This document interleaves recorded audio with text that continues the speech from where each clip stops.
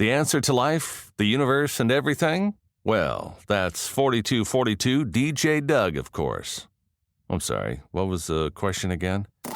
Running a business is hard. Being a business leader is even harder. The Nice Guys bring in top industry pros to help your business prosper in a tough world. Get real advice from real people to get you real results today. Now it's time for the Nice Guys on Business. Here's your hosts, Doug Sandler and Strickland Bonner. All right, so Nice Guy community, Richard Fletcher, he is an online coach who's helped people to get an extra $20,000 out of their business ultra fast using a combination of ingenious positioning and clever copywriting. Let's put him to the test today and see how he can help our unique market of entrepreneurs using his magic sauce. Richard, welcome to the Nice Guys on Business podcast. Hey, Doug, thanks for having me on. I am excited to be here. I am happy to have you here. And normally, if this was a Friday episode that it was just me and Strick that were shooting the shit, we would talk about magic sauce and it would be a whole different thing. But today, you bring magic sauce to the airwaves. So maybe just share a little bit about what magic sauce really is to you, and then we'll talk about your experience and how you got here today. Yeah, I mean, I never intended to be a business coach. I've done all kinds of online marketing for years and years. I mean, I did my first online business like 2005, and then I was a dating coach for a while. And I was just seeing all of the stuff that people were posting on Facebook. Like, I think most of us are on Facebook, and we've got, other coaches, business people on our feeds. And I was just feeling like, this was around 2017, 2018. I was feeling like everything I was seeing was exactly the same, and even much more so today. But even back then, I was feeling like this. And I just felt like every now and then I would see something when I'm like, that's really good from someone. That stands out. I'm like, I don't know what it is that grabs me, but I really like it. Mm-hmm. And I felt like that's the magic sauce. It's like when somebody's doing essentially the same thing as everybody else, a fitness coach, a business coach, a relationship coach, whatever, essentially, you're selling bars at Mars bars or something like that, but you do it in a way where people want to come to your shop. It's like, that's the magic sauce. Why does somebody want to come and buy it from you? Well, okay, so let's talk about that for a moment. There's got to be a certain unique set of characteristics that go into any sales page, landing page, even webinar formula, email campaign, anything at all. There's got to be a magic formula. I appreciate and totally respect the fact that you say, hey, look, everybody is doing things the same way, or there's many people doing the same way, but there are, it's kind of like the stereotypical sales page is stereotypical for a reason. Certain parts of it work. So what are the components that tend to work really well when it comes to a sales page? And what's the stuff that you really can make unique, and add your magic sauce onto it? Well, that's a tricky question, but one thing I did was last year, for some, I think I was just bored during COVID lockdown, to be honest. And I was pondering, like, what is it? Like, I was looking through some of the old sales letters that have passed, like some of the classic ones. I ended up going through hundreds of them, but I whittled it down to 45 of like the best-selling sales letters, like dating from the present day all the way back. I think the oldest one I went to was like 1909, like some old newspaper ad. And these things sold like loads and loads and loads and loads. And you're talking like when newspaper ads, this was the days before Facebook and YouTube ads where you can like, okay, I want to target men between the age of 30 and 50 who are interested in golf. It's like either everybody reads it in the paper or no one reads it. And it's not like, and if you don't turn to page 17 where the ad is, you don't even see it. At least it's always guaranteed to be delivered on there. So I was looking at these going, for these guys to turn a profit, they had to be good. They had to like really, really stand out. So I started going through all these ads, and I was looking like, what's the similarity between them all? And at first there was no similarity. Some of them like went on for hours and hours, like super long pages. Some of them were just a few paragraphs. Some of them were funny. Some of them were just really dry and like business-like. Some of them went straight to the point and just said, buy the thing. Some of them went on a long roundabout the houses thing. Some told testimonials. I don't know. Some had no testimonials. You get the point. So I don't know. Most people have seen something about like how to write a sales page. It's like, you must have a headline like this, then have a lead, then have bullet points, then have this and that. You must have at least 10 testimonials and this and that. And I was scratching my head for ages until I actually figured out what the damn thing was that ties these things together. And the thing that links them all together is a premise being defined as a thing that the audience needs to believe or the reader needs to believe before they can even consider buying your product. So that's how anyone selling anything, we need to consider that about our audience. So one example, one of the 45 letters, for example, Doug, was one that started. It was written by Agora, so recent-ish, maybe 20 years so. And it was Hidden Dangers of Your Morning Shower. And now I'm interested. Yeah, exactly. It's like, you're like, what the hell? What the hell's wrong with my morning shower? It's like the most benign thing ever. Just, hot water. I mean, what's wrong with it?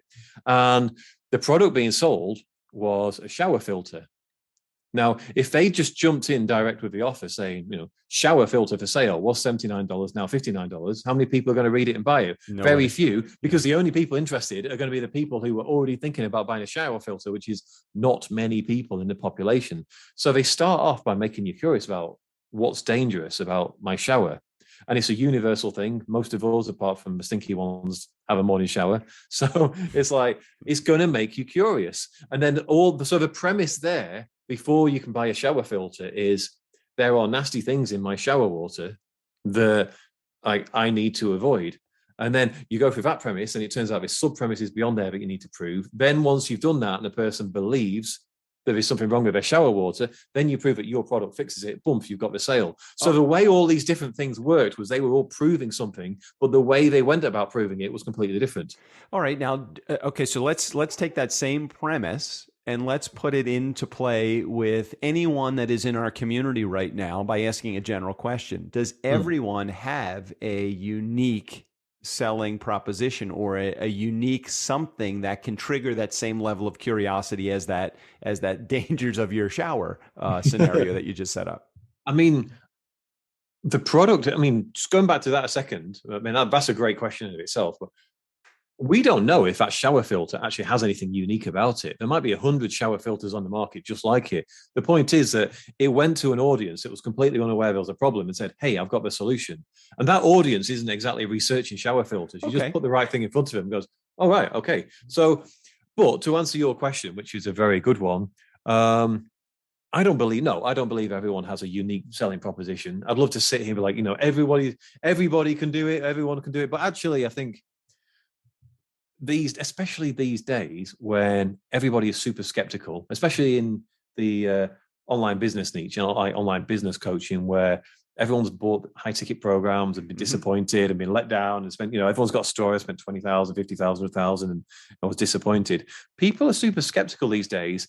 So if you're sat at home thinking, I'm a bit sick of the corporate job, I'm not a fan of a cubicle, do you know what? I'm going to become an online business coach. No, you probably don't have a unique selling proposition because you haven't built up the skill set yet. But if you've built up the skill set over multiple years, there's always an angle. There's always something that you do where your method of doing it allows people to get the result, or allows maybe a certain subsection of the market to get the result. It might be that you connect with women over 45 for whatever reason, because they just get what you're talking about, the language you use, but 20-year-old men will be like, what the hell are you on about?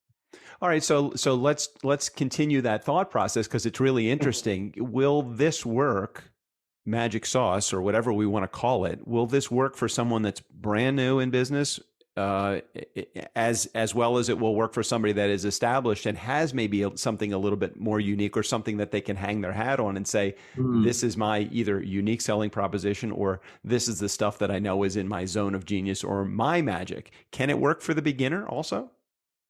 It can, absolutely, but you have to find either a creative or some kind of reason for someone to choose you. Now, sometimes in the case of a beginner, it might just be a case of I'm cheaper than everybody else because I'm a beginner and I'm trying to get the experience. Would you like to go with me? Like, for example, I've seen. Here's an example. Last year, it might have been the year before, I forget. I was looking for a graphic designer. And I posted on my Facebook feed, I'm looking for someone to do my Instagram carousels for me. And loads of people messaged back. And as you'll always see in the comments, people were tagging people and stuff, just like random names. And I'm like, who is this person? But one guy went and looked at one of my Facebook posts. He then went away and spent probably an hour building a carousel, literally built 10 images for me, sent them to me and said, here's how you would use them. Here's how it would look on your feed. Buy what you can have this for free. But if you like him, and I'd love to have a chat. And I ended up employing him because he was the only one who did that. And I really liked the results of what he did. So in a sense, there may have been like 100 other people who could have done that job, but he demonstrated it. he proved it better than the others. So sometimes it's a case of proof. You might be new, but you might have the skills and be able to prove it better than others, if that makes sense. Yeah, totally. And I think about, as I go back and look at the people that have pitched me to be on this show, not with present company, notwithstanding that idea, but the people that I have opened the gate to are the people that have approached me and saying, I'm interested in being on the Nice Guys on Business. They haven't puked their product. They haven't like dumped all this bio and information on me. But what they did was they created a review of the show. And they sent me the review unsolicited for me, and we've had as our quote unquote our rules, and I think that you did the rules, so you're there. What they did as our rules is they gave us, we created these rules that say one of the characteristics of the rules is you have to do a review of the show, and we've had that for years as a part of our show. And I could tell you in the last 7 years since we've been doing this show, unsolicited, I've probably gotten less than 10 people to review the show just without me saying, hey, one of the rules of the show is you have to review it. They just send it to me. They have like a free pass to come on the show. And it's like, all right, well, that person did something extremely unique. And I can imagine that guy that did the sample work for you. It's like, you didn't ask him to do the sample work. He did it for you. He didn't come to you and say, here's the sample work. If you want to keep it, or if you want the watermark removed, I'm going to charge you $100 for it. Basically, Exactly. said, here's a sample of my work. You go ahead and enjoy it. And if I can help you in the future, I'd be happy to support it. And that was very unique of him, right? Another example. Now, I'm not a beginner, but in my market, business coaching, probably as competitive as any other market, at least. It's really, really hard to stand out these days when everybody's bought into the high ticket program thing, which, I believe in that too. But when your only product is $5,000 plus, it's really hard to get people to trust you, because it's like, when that first point of spending money is 5K plus, it takes a lot to get there. Yeah. So I was thinking recently, what are ways that I can give people a sample of what I do without it being, I'll coach you for months in the hope that you give me some money back. So a couple of weeks ago, I did a post where I said, who would like a 1 to 2 minute Loom video profile review, a critique of your profile, and I'll talk about how well you're doing in terms of promoting and selling your product or your service on your Facebook profile. I'll be as nice as possible. I won't rip you to pieces, but I'll give you some idea of how you can make some more sales if possible, or I'll tell you a brilliant job. Who would be interested? And 12 people actually responded below, which is not loads of comments, but 12 people said, yeah, go on, let's give this a go. So I did the profile review. So it's not like I'm taking hours and hours doing it. So I did the profile review, probably averaged about 5 minutes rather than 2. And I think 2 of them ended up becoming paying clients as a result. Great. Because of the insight that I was able to provide, because I knew that once somebody heard me, giving them insight on their specific thing and talking about how to sell their product rather than the high level, here's how a human being would do it in general for any niche. Suddenly they go, or niche, as you would probably say in the US. No, I like niche. That's good. Niche is good too. Me and Strick, that's a constant argument for the two of us. What is it, niche or niche? Yeah. I still don't know, but I'm sticking with niche. Yes. Suddenly, like, some of them were like, okay, I get it now. Like, I liked your post beforehand, but now I get how you can help me. And suddenly that link was made. Same with the graphic designer me. I get how you can help me. I don't really care about everybody else. Okay, let's talk. So I think people listen to this who are maybe struggling to get clients, whether they're new or not, can think, are there ways that I can just give somebody a taster of what I'm doing without it being, I'm giving up hours and hours of my time? All right. I want to talk about your background in this, some of maybe a case study or maybe even an example or two. I think I checked out a couple of examples you have.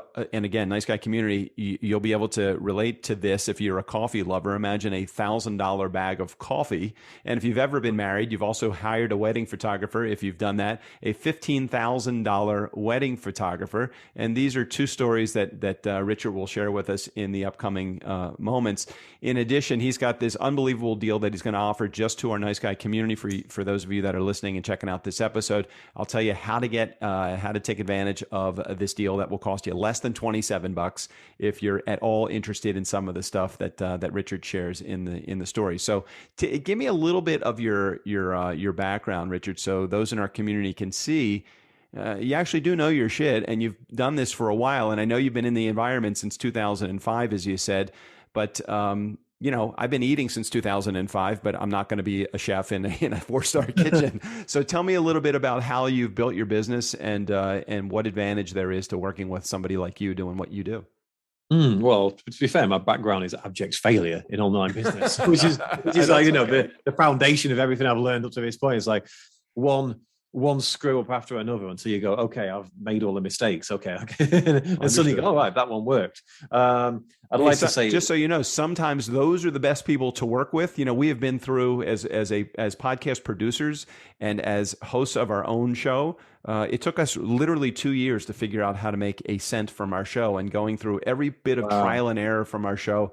Miserable, what I would consider probably a lot of missteps. But since then, we've been able to capitalize, make millions from our podcast. And what's nice about it is that it's not because we're textbook heroes in this. We made every freaking mistake in the book, and we love to share that story. Okay, anyway, so keep going. Well, what would make you a great coach, which kind of answers the same question about me. What would make you a great coach versus somebody who just set up a podcast, let's say 2 months ago, and went to number one somehow and didn't know how they did it? It's never well, good. when somebody comes to you and says, do you think this would be a good idea?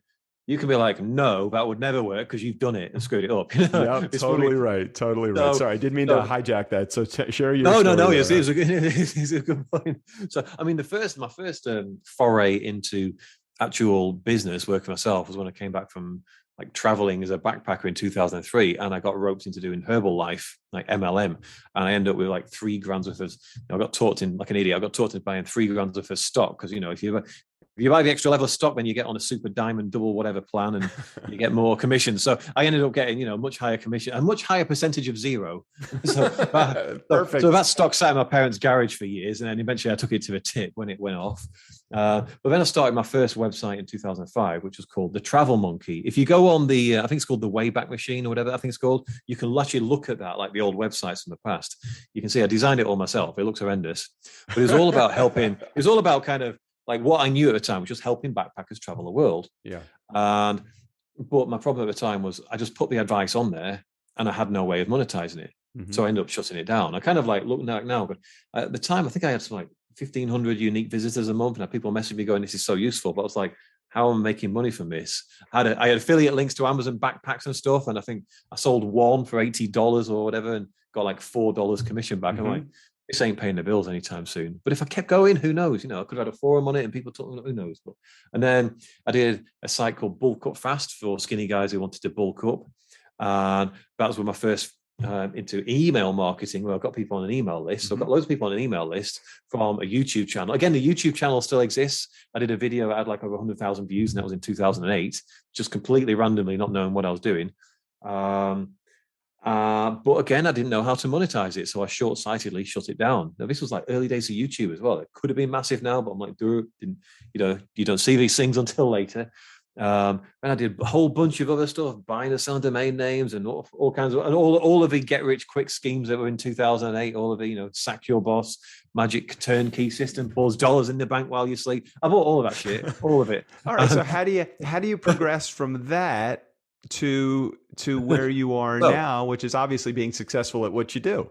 Yeah. So beyond that, so as we got into the 2010s, is it called the 2010s or the 10s? I don't even know. I don't even know. It's like I know where I am when I say the 70s, the 80s, and 90s, but now I'm just lost anyway. But and in the 10s, it sounds weird. In the 10s, yeah, I started coaching guys on dating completely by accident. I went to a seminar somewhere, and it was actually in America. And I was just talking about like relationships over lunch with a woman one day. And she was like, just about, the problems guys have connected with women and vice versa. And she's like, you should be teaching this to guys. I was like, really? What? And she's like, they don't know this stuff. I was like, okay. As it happened, she was a business coach, so I had an ulterior motive. But she's like, I could show you how to kind of do this and start your business online. So she did. And I started getting clients. And then about a year after that, I discovered high ticket marketing, which is about 2015. And I had like, so I set up a 5K course over 2 months. And 5 days after I set that up, someone actually signed up for it, which just blew my mind because no one ever given me that kind of money in one go before. Mm-hmm. Literally, I didn't look back since that point. That was 2014, 15. And then 2018, I started coaching these people on business because I was just in loads of Facebook groups, kind of giving advice out and helping people. People kept saying, your advice is better than the people I'm paying money to. So then people started asking me for help and can I pay you to help me and stuff. So it just kind of happened organically. I was like, oh, well, I guess I'm a business coach now. And at that time, I got married, and I wasn't really interested in talking about kind of dating and stuff so much anymore. I was more interested in online marketing. So I was like, I'll just stop doing that and start doing this. And here we are today. So it's kind of, I never went down that road that people go down. So, oh, there's a lot of money in coaching people to run a business. I'll do it too. Even, I did a marketing course this weekend, so now I'll teach them that. I don't believe, when it comes to marketing, I don't believe in that kind of, where people say, well, if you're one step ahead of your customer, that's enough. In some cases that can work, but I feel like generally you're better to have the experience. All right, let's talk about the two case studies, I guess, that I had mentioned a little bit earlier, Yes. the $1,000 bag of coffee. Let's start there. So tell me a little bit about, I mean, I love coffee, but $1,000, I don't know if I'd pay $1,000 for a cup of coffee, a bag of coffee, or would I? Well, probably not. Neither would I. Although I got sent a bag of this stuff. Well, it wasn't quite $1,000. I think it was a $200 bag. Which obviously, fair enough. Obviously is dirt in comparison, like mud. But yeah, it was very nice. I wouldn't pay $200 for it. It's like slightly nicer than normal coffee, but I guess it's kind of like wine. It's in the perception. I mean, this guy who ran a coffee company in Canada came to me, and we were talking about it. In fact, I was actually on his podcast years ago, and we just talked about this, and we just happened to be talking about it afterwards. It was like, okay, so what would you do to, I think we were actually discussing it on the podcast itself. What would you do to help me sell more coffee? And I was like, what's your most expensive line? He's like, I think we got like $100 bag of coffee. I said, all right, what about this? This is the kind of thing that takes big brass balls, the same as the next story we're coming to. What about if you created $1,000 bag of coffee? It could essentially be the same stuff as $100 bag of coffee. I don't know what goes into coffee. I don't know what makes quality versus not. Do you need to roast it longer? Does it need to be higher up the slopes of Ethiopia? I don't know, but whatever makes it higher quality. And then you advertise it as this is the most expensive coffee money can buy. If it's already $1,000 bag, let's make it $2,000. then we start getting in touch with influencers, people who would like this kind of shit, and start sending them this stuff and say, can I send you this stuff? And before you know it, you're going to get celebrities who are like, hey, George Clooney, do you think he might like to show off with like his $2,000 bag of coffee? These are the people who, like, when people come around, you're like, oh my God, you'll never guess what I've just got hold of. This is the most expensive coffee in the world. Like in London, I think they've got, the £100 burger or whatever it is. Yep. All of these kind of things, £50 ice cream, however much these things cost, ridiculous prices that no sane person would pay. But to another person, it's a sign of quality, but also a status symbol. Mm-hmm. It's like, I can afford this and I've got it and I'm exclusive. I can give you a cup of this coffee. Nobody else can do that in the home. They'll give you, Nescafe or whatever crap. I'll give you this stuff. So there's always a market for that. And when you're selling it $1,000, well, we don't need to sell it in supermarkets. We don't need to sell it to everybody, just a few. So the lesson there was that in every market, there's what I call the Gucci, the Valentino customer, or, Balenciaga, whatever the highest one is. There's always that customer that goes, not only am I interested and willing to pay a higher price, I actually want to, and I will not pay lower. Is there a secret, or is there a process that gets you to, what product, what service, where's the limit to that? Or maybe there is no limit. If I sell podcast production, let's just say for the sake of argument that if it's the race to the bottom and I'm looking for the cheapest podcast production out there, I can probably find $5 an episode to edit a podcast episode. Now, we are not a $5 an episode production company, but we are not a $2,500 per episode production company. Could I advertise, in theory, a $2,500 most expensive podcast production per episode service and get business with it? You could. Now, I caveat this with, I know about as much as the podcast production market as you just told me. So in terms of pricing competition, you have to reverse engineer it. Instead of saying, well, could I get $2,500? What about $10,000? What about, $1 million? You go, well, who would want that? Who would want the most premium service? So then you have to say, well, if it was the most premium service available, am I capable of providing that? Or is there some company out there that's like way, pimp my podcast or whatever? It's like way in advance. They've got just like the budget to be able to do that. And you're sat at home kind of doing it yourself, and you've got a VA and you just can't really do it. You're probably not going to be able to manage it. But if you actually are able to sit there and go, do you know what? How we actually produce a podcast is way in excess of anybody else in terms of the end sound quality and I don't know, whatever else. In Understood. terms of understood. the I got smoothness, all of I that got stuff. it. No, I don't know, but how we do it is in excess of that. Well, who would pay that kind of money? It would be people with huge podcasts, and Joe Rogan, perhaps. Yeah, I bet he would pay $2,500 an episode. Probably pays more. Yeah, I'd have to elbow out of the way Spotify Exactly. in order to Exactly. get That's where the problem lies. But so then you go, okay, Joe Rogan's a bit high for me. What's the level below that? And you keep on going levels below that until you get to somewhere you go, do you know what? I could have access to this person, or I know someone who knows that, or I reckon I could have a way into that. A lot of these people who are, celebrity-ish, you can reach them on Instagram because you can just DM direct and find them. And does it always involve an influencer helping you do the marketing for this, giving away a product or service? Does it always involve that, or is that just one of the examples of some of the ways that make this happen? It's one of the examples. It's one of the ways, especially if you're dealing with something extremely expensive. But no, I mean, in the case of the wedding photographer, which we'll come to now, that involve that.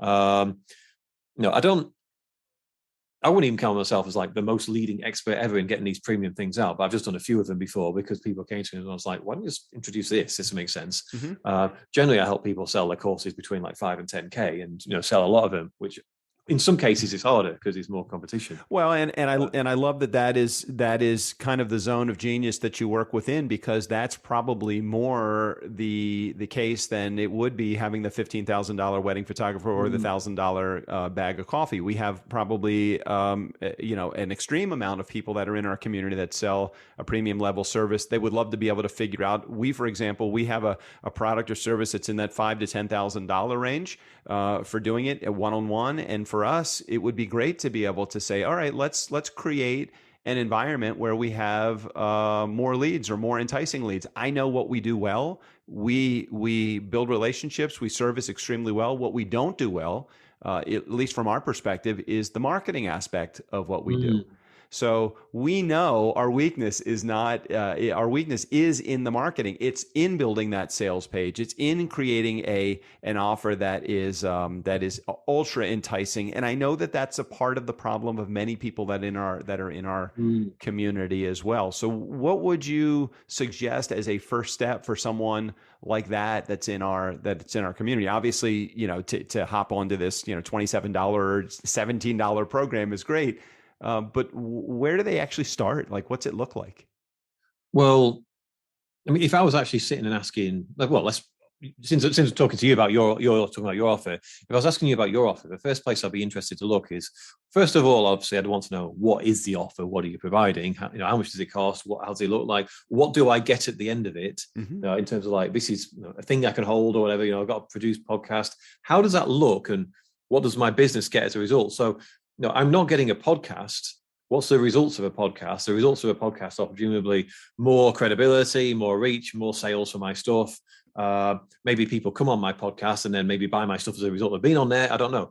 But I would then look and go, well, okay, if that's the results of being on a podcast, how do you do that better than somebody else who might do it for? I actually paid a podcast guy like $1,000 to teach me how to do podcast last year, and it was okay, but I felt a bit like could have been better. Like the information for me was a bit generic, I don't really feel like he sat down, and even though he sat down with me, I don't really told me, understood my business and really said, this is how you need to do it and how you're going to stand out. It felt a bit, okay, you've got it, off you go now.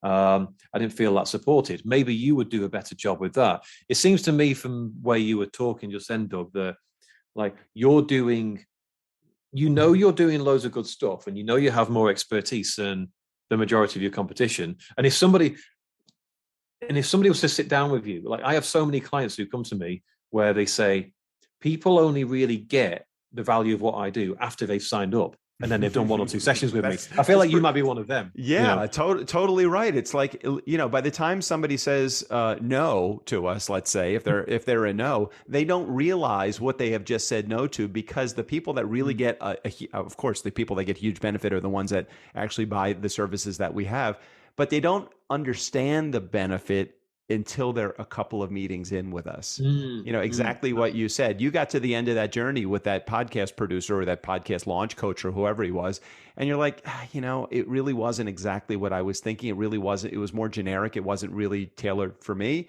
And I feel like, man, everything that we do, while we have a system and a process that we put people through, and we've got this great back end system to run it, we really do customize everything for every one of our customers, which is why we charge a premium for what we do. mm, But you don't, no one can appreciate that until they go through it and they say, holy shit, this guy really knows his shit. You know, he knows what he's doing. So the absolute aim here, Doug, would be like, I would be sitting down and I would be like scribbling like crazy. Well, we type on a Google Doc, you know, it is 2022. I don't even know how to use it. Yeah, you got a pencil out. You know, Nobody pencils anymore. With my key.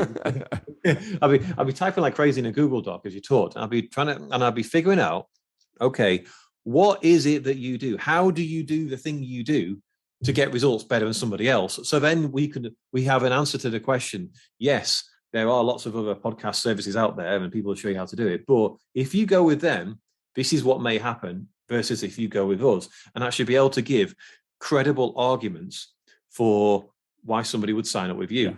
Yeah. I would also want to understand the audience, because for most people, like yourself included, there's two types of audience. There's the person who already knows that they want to start a podcast or they have a podcast already and they want to make it better. And then there's a person who doesn't have a podcast yet and doesn't know it would be a good idea for them. But if they did, they could absolutely smash it out of the park. So do you want to hit one or both of those? Because the marketing's different for both of them. Absolutely. Absolutely. And we find that we work really well with that second market, the one that has no idea what strength that their podcast could actually produce or what results their podcast could actually produce for them. Oftentimes people are thinking, well, where does the money come from in podcasting? And it really isn't. In the Nice Guy community, you've heard me say this probably a million times. It's not from advertising and sponsorship. It's just not going to happen. It's called the guest to gold strategy, which is all about turning that guest seat into a referral source, turning that guest seat into clients, turning that guest seat into joint venture partnership, turning that guest seat into opportunity. And that is coming from not the community. And it's great to have a big community. And we do have a big community, but I don't ask my community to do much of anything for me. I ask them more for my guests to do stuff because I think you guys are the ones that bring the huge value to the podcast channel. Where we get our value from our show is by building the relationships like you and I are having an opportunity to do. And I'm learning all about what you do and start thinking, who in my world could Richard help? And how can I help Richard? And then how can Richard help me in return? But never, how can Richard help me, get him in the guest seat so we can figure out how he can help me? It never works that way because that's really a selfish dick attitude to take when it comes to, the relationship is everything for us. One of the things I'd be positioning you against, like those cheaper ones, I've heard that people are selling, people advising people to do podcasts in a way where invite your ideal customer on and basically try to sell to them and now get your clients. And I'm like, that's not gonna get you a long lasting podcast. Surely. It is ultimately where you can go with podcasting, but if your attitude is get the ideal guest into the ideal potential customer into the guest seat so that you can sell them, and you are salesy about it, it will never work. And it's a horrible way to try it. But the guest to client strategy is absolutely a strategy. And it's one that has made us a shit ton of money over the past 7 years or 5 years, because 2 years of swing and a miss at this many times. But it's not what I lead with. And it's not even really what my intention is. My intention is, how do I figure out what the best way to serve that guest and the best way for that guest to serve my community and my business? And that's a win for everybody. And that's how I always look at things. No, absolutely, yeah. If you do enough good podcasts and have enough good conversations with people, a percentage of them are going to figure it out for themselves, aren't they? I would absolutely think that way. So tell me a little bit about, before we wrap up, because I know that we've hit a lot of things, and when I'm so over time, as far as what I promised you, and I really appreciate you spending the extra moments sharing and kind of working through some of the issues that I have. I have a lot of issues. You'll see that soon. No big deal. Tell me a little bit about how the best way for our community to work with you based upon what the intention was to have you on the show today. So I know you have an online course or a program, or tell me a little bit about that so my community can get involved with that. Yeah, thanks for the opportunity. So what I think is best is everybody who's got any kind of course, program, product, whatever, basically, presumably anyone listening to this and they want to sell more of it, is they need to have what I call an automated salesman. So an automated salesman, so imagine if you had like the best salesman in the world, or saleswoman. I don't want to be accused of being a sexist pig here, but a salesperson in the world, the best one ever, who works 24/7, who always says the right things, who always converts, anyone that should convert. And they work completely for free. That's essentially what a really, really good sales page is, written in the right way. So most people have got a sales page for their product, but they don't realize that it's kind of benign, kind of boring. And you post it on Facebook and someone goes, oh, I like that. How do I see more? And then they click to your profile and go to your website and they're like, boring, don't really understand it, I'm not convinced. Or they see your ad on Facebook and they click and they go, boring, don't understand it, not convinced. Whereas if you do a sales page in the way I'm showing you, based on, I talked about before about all the sales letters I dug into and figured out like the connection starting with the premise. If you follow the steps that I show you in this process, you will have your own automated salesman that you can send people to, whether from organic or from ads. So there may be people listen to have tried ads before, whether like didn't work. Well, now it's a different experience because these ads actually have ROI, and you're like, okay, well, it's a cash machine where I put $1 in and get 2 out. I'll keep on filling it up, please. That's the idea behind this automated salesman, to give people that level of predictability behind their business, as opposed to simply posting only on organic and going, well, this month I made money, but last month I didn't, because you're never quite sure when it's coming in when you're posting organically. So if they go to magicsourcemarketing.com/TAS, stands for the automated salesman, they can get hold of this. It's a self-study course. It's only $27. I used to sell it for $997, and that's not one of those fake things. People actually paid that price, but I discounted it because I wanted as many people as possible to have access to this, just so they could, based on what we said before about, I wanted them to have access to me and get an idea of what I'm about, so they might convert to a higher level, to build up that level of trust. So if they go to that site now and buy the product, if they put in the coupon code Nice Guys, they can get $10 off. So for $17 instead of $27. So you just lowered the $27 price to even just in case I was too expensive. Yeah. All right, but no, I wanted to kind of.